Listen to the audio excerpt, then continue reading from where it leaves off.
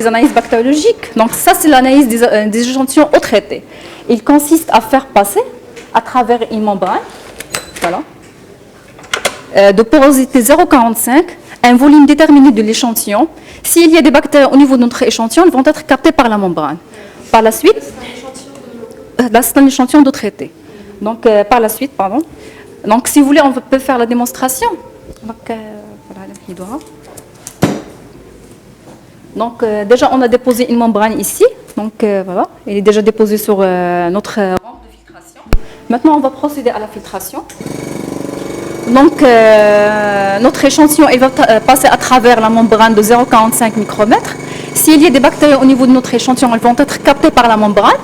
Par la suite, la membrane elle sera déposée sur un milieu de culture. Le milieu de culture, c'est la nourriture des bactéries.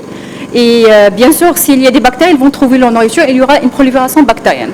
Ces méthodes qui sont utilisées sont les mêmes méthodes qui sont utilisées à l'échelle internationale. Donc l'analyse bactériologique elle se base sur la compétence technique des opérateurs et sont des méthodes manuelles.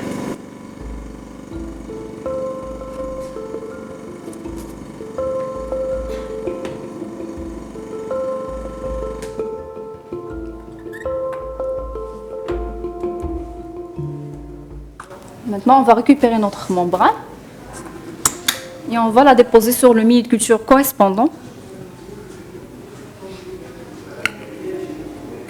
Bien sûr, pour les analyses bactériologiques, il faut travailler dans les règles d'asepsie. Pour cette raison, on utilise une flamme pour qu'il n'y ait pas de dépôt de bactéries qui existent dans l'air et pour qu'il n'y ait pas de contamination.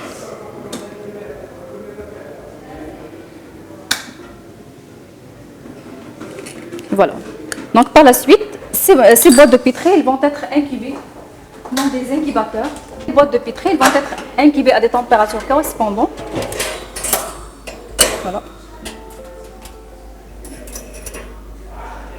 Entre 24 heures et 48 heures, selon le paramètre qu'on cherche et selon la technique qu'on utilise.